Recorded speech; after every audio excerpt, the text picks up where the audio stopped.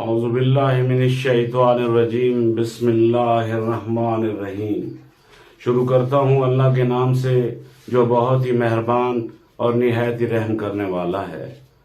अस्सलामु अलैकुम viewers, this is my YouTube channel GA Rizvi official. Constitution of Pakistan 1973 पर जो लेक्चर की सीरीज़ का हमने आगाज़ किया था, तो अब कुछ दोस्तों की, कुछ व्यूअर्स के मैसेज के ज़रिए और टेलीफोनिकली कुछ दोस्तों ने कहा है कि सर प्लीज़ आप objective resolution which is the substantial part of the constitution of Pakistan 1973, तो उस पर भी आप कोई लेक्चर की वीडियो बनाएं। तो वैसे भी objective resolution 1949 is very important as well as a prime document in the history of Pakistan, especially the legal history of Pakistan. Furthermore, Objective Resolution 1949 अब सिर्फ कॉन्स्टिट्यूशन ऑफ पाकिस्तान के हवाले से ही इम्पोर्टेंट नहीं है, बल्कि ये अब जो LLB के 5 साला प्रोग्राम के तहत जो मुख्तलिफ सब्जेक्ट पॉलिटिकल साइंस, उसमें भी ऑब्जेक्टिव रेजोल्यूशन का अमल दखल है, इसका सिलेबस शामिल है। और इसी तरह मुताले पाकिस्तान, पाक स्टडी, उसमें भी ऑब्जेक्टिव रेजोल्यूशन 1949 का अहाता किया गया है। इसके अलावा एक दूसरी अहम बात ये भी है कि ऑब्जेक्टिव रेजोल्यूशन 1949 इतनी अहम क्यों है कि हर कॉम्पिटिटिव एग्ज़ाम जो लॉ के हवाले से हो, तो उसमें मल्टीपल चॉइस क्वेश्चन में कोई ना कोई क्वेश्चन ज़रूर आता है जो ऑब्जेक्टिव रेजोल्यूशन के हवाले से होता है। इसके अलावा article 2A of the constitution of Pakistan 1973 जो कि ऑब्जेक्टिव रेजोल्यूशन को पार्ट एंड पार्सल बनाता है कॉन्स्टिट्यूशन का, वो इसलिए भी अहम है कि PMS और इसके अलावा CSS, सिविल जज, ASJ and other competitive exam में ऑब्जेक्टिव रेजोल्यूशन की इम्पोर्टेंस और इसके स्कोप एज वेल एज इसके मैंडेट पर ऐसे भी आ चुका है। तो ये बहुत ही अहमियत का हामिल है। तो आज हम अपने इस मुख्तसर लेक्चर में ऑब्जेक्टिव रेजोल्यूशन 1949 जो कि अब कॉन्स्टिट्यूशन ऑफ पाकिस्तान 1973 में आर्टिकल 2A के जरिए इंसर्ट कर दी गई है, इसको इसका पार्ट बना दिया गया है। लेक्चर शुरू करने से पहले मुख्तसर हिस्ट्री, लीगल हिस्ट्री सिर्फ और सिर्फ ऑब्जेक्टिव रेजोल्यूशन के हवाले से कि ये पास तो 1949 में हो गई और क्यों ये आकर 1985 में आकर आर्टिकल 2A के जरिए कॉन्स्टिट्यूशनल अमेंडमेंट के जरिए ये इसमें कॉन्स्टिट्यूशन में इसको इसका पार्ट बनाया गया।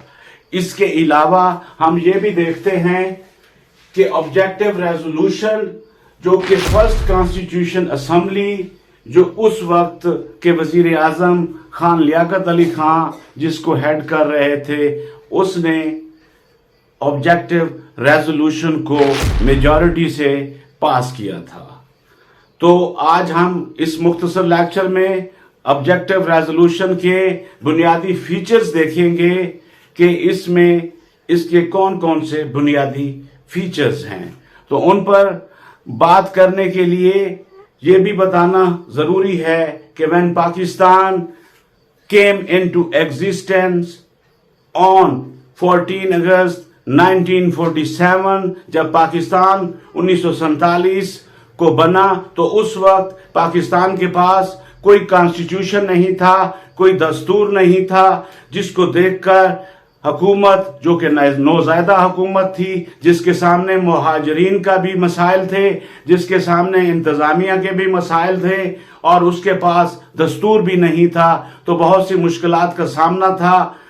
लेकिन ये कोशिश आकर कामयाब हुई 1956 में, जब पहला कॉन्स्टिट्यूशन आया, लेकिन वो भी ना चल सका। फिर इसी तरह 1962 में दूसरा कॉन्स्टिट्यूशन आया, और हमने प्रेसिडेंशियल फॉर्म ऑफ डेमोक्रेसी के भी तजर्बे किए। बहरहाल वो भी कॉन्स्टिट्यूशन ना चल सके।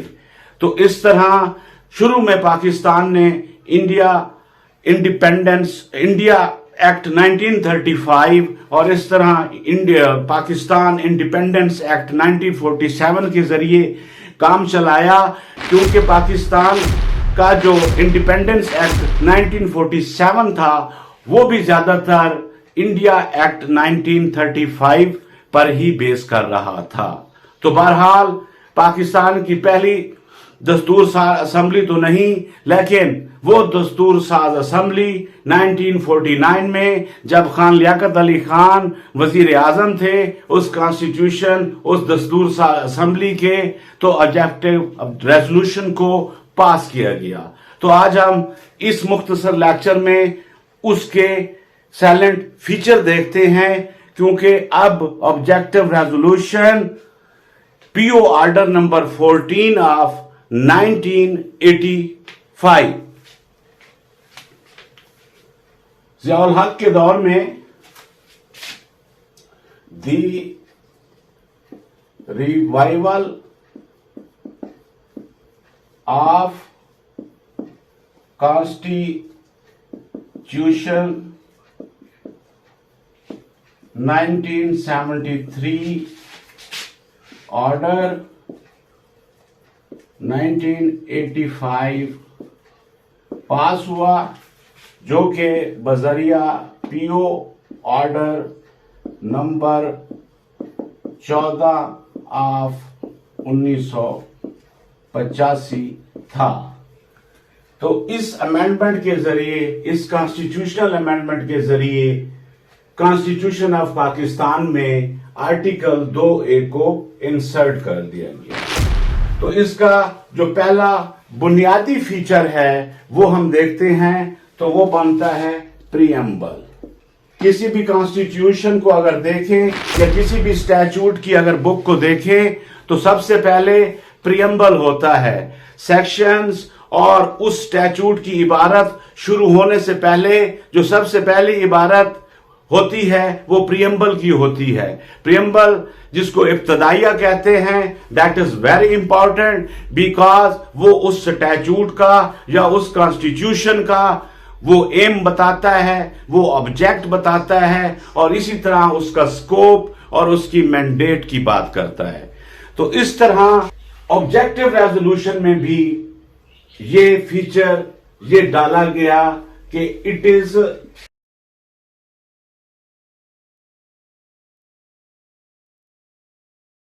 ऑब्जेक्टिव रेजोल्यूशन में ये कहा गया कि इसकी हैसियत इस तरह होगी कि ये कॉन्स्टिट्यूशन ऑफ पाकिस्तान के लिए जो गाइडलाइन फराहम कर रहा था, क्योंकि ऑब्जेक्टिव रेजोल्यूशन दरअसल उस वक्त की दस्तूर साज असेंबली ने जो ऑब्जेक्टिव रेजोल्यूशन पास की थी, उसका बुनियादी और सबसे अहम और फंडामेंटल ऑब्जेक्ट ये था कि वो गाइडलाइंस फराहम करे जिनकी रोशनी में पाकिस्तान का एक मुकम्मल दस्तूर या कॉन्स्टिट्यूशन वज़ा किया जा सके। तो इसलिए इसका पहला फीचर ये था कि ये इस ऑब्जेक्टिव रेजोल्यूशन की कॉन्स्टिट्यूशन ऑफ पाकिस्तान में प्रीएम्बल की हैसियत होगी। And according to the rule of interpretation of statute, preamble has its very importance in the eye of law. उसके बाद अगर हम इसका दूसरा पॉइंट देखें, जो इसका दूसरा फीचर देखें, तो वो सोवरेनिटी के बारे में है।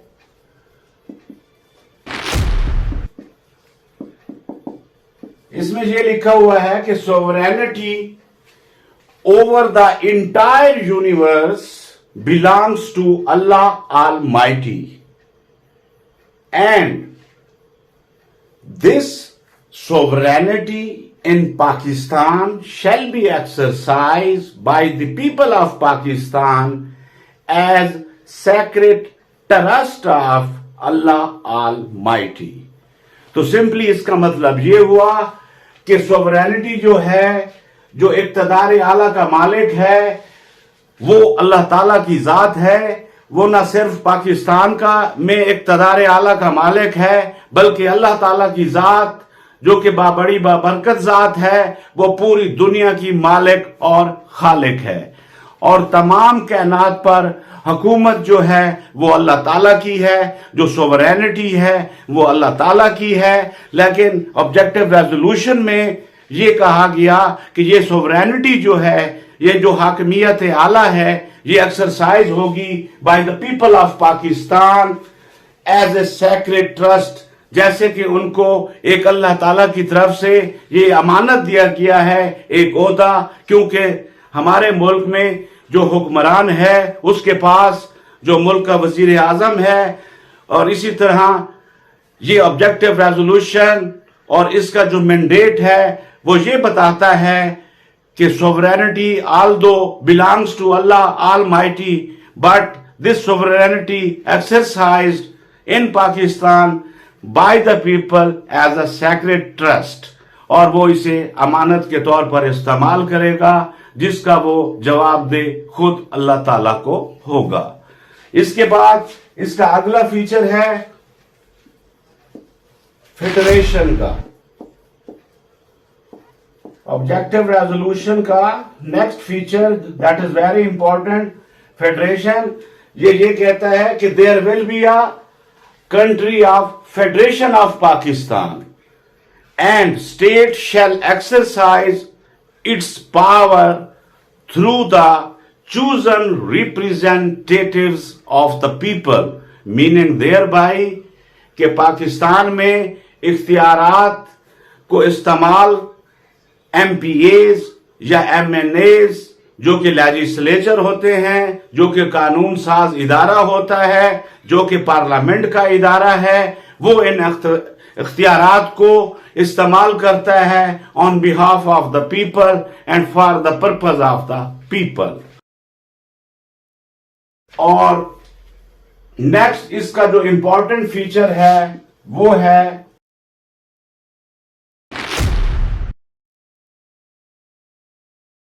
कि Muslim shall be enables to live their lives in accordance with the way of Islam, and they are providing an atmosphere wherein they can live freely and without any favor. Therefore, it is a very important feature of the objective resolution of Pakistan, क्योंकि पाकिस्तान को ला इलाहा इल्लल्लाह मुहम्मद रसूलुल्लाह सल्लल्लाहु अलैहि वसल्लम के नारे पर ही लिया गया था। और इसमें जिस तरह हमने पहले देखा है कि sovereignty belongs to Allah almighty, और इसी तरह हमने ये भी देखा है कि इसमें जो अख्तियारात हैं वो चोजन रिप्रेजेंटेटिव, जो जिनको अवाम अपने वोटों से मुंतखब करती है और उनको मैंडेट देती है, तो वो इन इख्तियारात को इस्तेमाल करेंगे। लेकिन ये इख्तियारात, ये सोवरेनिटी उनके पास as a sacred trust as ordained by Allah almighty. तो इस तरह इसका जो नेक्स्ट अहम फीचर है वो है इसका कि सिर्फ पाकिस्तान में मुसलमानों को के हकूक ही नहीं होंगे, बल्कि इसके अलावा इस मुल्क पाकिस्तान में जितने भी और गैर मुस्लिम आबाद हैं वो पाकिस्तान के शहरी हैं, वो मुहिब्बे वतन शहरी हैं, तो उनको भी तमाम हकूक मिलेंगे। एंड मिनॉरिटीज के तमाम लेजिटिमेट इंटरेस्ट को वो भी महफूज किया जाएगा, उनको प्रोटेक्शन दी जाएगी। और इसी तरह मिनॉरिटीज अपनी मर्जी का कोई भी रिलीजन को प्रोफेस कर सकते हैं और कोई भी फेथ या रिलीजन को प्रैक्टिस कर सकते हैं, उन पर किसी किस्म की कोई पाबंदी नहीं होगी। ये जो ऐन बनाया जाएगा, जो ऑब्जेक्टिव रेजोल्यूशन जो गाइडलाइंस फराहम कर रहा था, उसमें ये बात वाज़ेह है कि ना सिर्फ राइट्स मुसलमानों के होंगे बल्कि मिनॉरिटीज के जो लीजिटिमेट राइट्स होंगे, जो लीजिटिमेट इंटरेस्ट होंगे, उनको भी प्रोटेक्ट किया जाएगा। तो इसके अलावा इसका अगला बुनियादी फीचर 6 नंबर पर है, ये भी बहुत अहम है क्योंकि without independent judiciary no country can prosper easily and cannot survive without justice, and justice without independent judiciary is not possible. तो therefore ऑब्जेक्टिव रेजोल्यूशन ने ये भी गाइडलाइन फराहम की कि पाकिस्तान का जो कॉन्स्टिट्यूशन होगा उसमें अदलिया आजाद होगी। तो आज हम देखते हैं कि पाकिस्तान का जो कॉन्स्टिट्यूशन है, अब जिसमें ऑब्जेक्टिव रेजोल्यूशन आर्टिकल 2A के जरिए इंसर्ट हो चुका है, तो उसमें हमें scheme of constitution of Pakistan में ट्राइकोटमी ऑफ पावर्स का भी कंसेप्ट मिलता है। ट्राइकोटमी ऑफ पावर्स, या इसको अगर कुछ लोग ट्राइकोटमी ऑफ पावर्स को नहीं समझते तो उनके लिए ये फेवरेट लफ्ज होगा सेपरेशन ऑफ पावर्स। ये लॉ के स्टूडेंट ने या पॉलिटिकल साइंस के स्टूडेंट ने ये सेपरेशन ऑफ पावर्स का लफ्ज से जरूर शनासा होगा। तो ट्राइकोटमी ऑफ पावर्स और सेपरेशन ऑफ पावर्स का मतलब ये है कि जिस तरह हमारे कॉन्स्टिट्यूशन में ट्राइकोटमी ऑफ पावर्स की स्कीम है, उसका मतलब ये है कि ये जो स्टेट के तीन बुनियादी आर्गन होते हैं, जुडिशरी, पार्लियामेंट प्लस एग्जीक्यूटिव,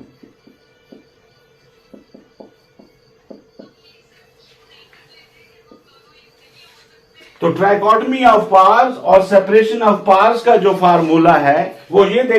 कहता है कि पाकिस्तान के जो तीन बुनियादी ऑर्गन हैं, जुडिशरी, पार्लियामेंट और एग्जीक्यूटिव, वो अपने अपने दायरा इख्तियार में रहकर काम करेंगे और कोई भी इदारा किसी दूसरे इदारे की हदूद में ट्रांसग्रेस नहीं करेगा। Separation of powers, trichotomy of powers के कंसेप्ट पर अलग भी वीडियो बनाई जा सकती है, लेकिन इस लेक्चर की हद तक इतना ही काफी है कि सेपरेशन ऑफ पावर्स और ट्राइकोटमी ऑफ पावर्स का जो ऑब्जेक्टिव रेजोल्यूशन ने गाइडलाइन दी थी, अब वो हमारे कॉन्स्टिट्यूशन ऑफ पाकिस्तान 1973 में मौजूद है। इस तरह इसका आखिरी बुनियादी फीचर जो है 7वें नंबर पर, वो है कि प्रोटेक्शन ऑफ राइट्स,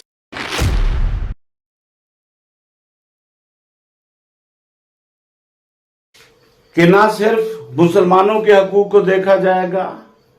बल्कि मिनॉरिटीज के हकूक को भी देखा जाएगा, और इसी तरह all citizen of the Pakistan, तमाम को ये हकूक दिए जाएंगे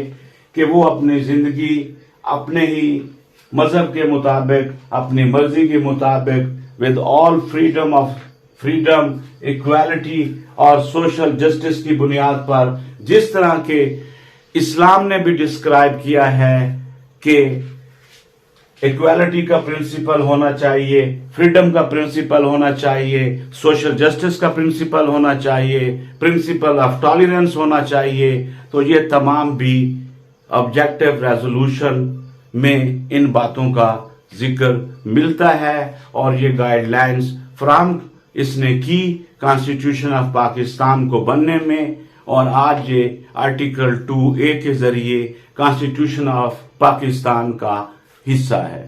تو اس کے ساتھ ہی ہمارا لیکچر ختم ہوتا ہے۔ Thank you very much.